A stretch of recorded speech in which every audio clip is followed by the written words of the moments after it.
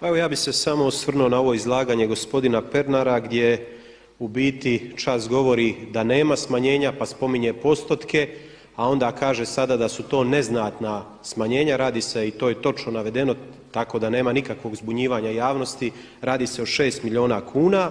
Ali ovdje očito, osim ovoga što je rekao gospodin Ćorić da gospodin Pernar se svaki dan želi pojaviti u središnjem Dnevniku, očito je što njega najviše svrbi.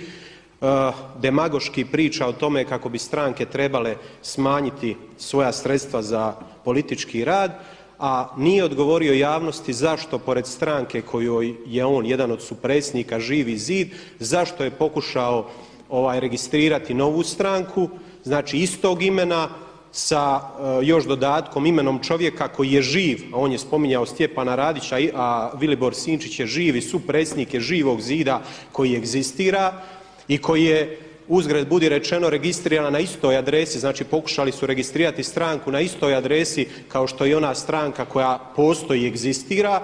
Ja mislim da se tu radi o tome da se sačuvaju novci jer očito se radilo o nekakvom kriminalu, spominju se krivotvorenje potpisa i svega ostalog.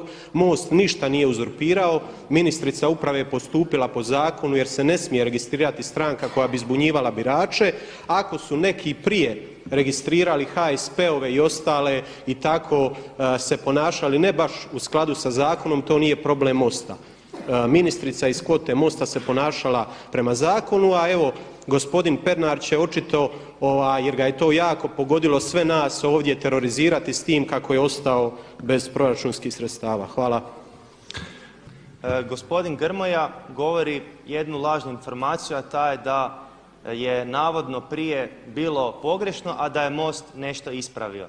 Mi smo svjedoci toga da je u 7. mjesecu ove godine registrirana stranka HSS Stjepan Radić. Znači MOST-ova ministrica je registrirala stranku koja u svojem imenu nema velike razlike između već postojeće stranke HSS. Znači to je nesporna činjenica. Međutim, samo 2 mjeseca kasnije odjedanput više se ne može raditi stranka s dodatkom imena. Gospodin Grmoja govori ovdje o primjerima kao da bi stranke trebale biti na pokojne ljude, međutim mi imamo još uvijek žive ljude poput gospodina Milana Bandića koji ima stranku koja u svojem imenu ima i njegovo ime i to ne smatram u nijednom elementu spornim.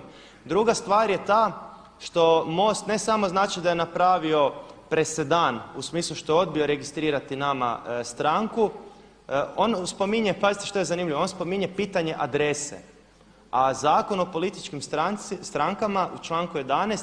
ne spominje sličnost u adresi već samo u imenu stranke. Znači u obrazloženju Ministarstva uprave se navode stvari kojih uopće u zakonu nema kao razlozi za odbijanje. A druga stvar je da je do sada ministarstvo uvijek izlazilo u susret političkim strankama i znači ponavljam, gospodinu Prgometu je stranku registriralo u 2 dana, nama je to odbilo. Sada postoji sigurno razlog zašto je to učinjeno od strane tih koji vode ministarstvo i da se radi o nejednakom postupanju i da se radi o pristranosti suvišno je dalje govoriti, a samim time i o njihovoj časti. Hvala.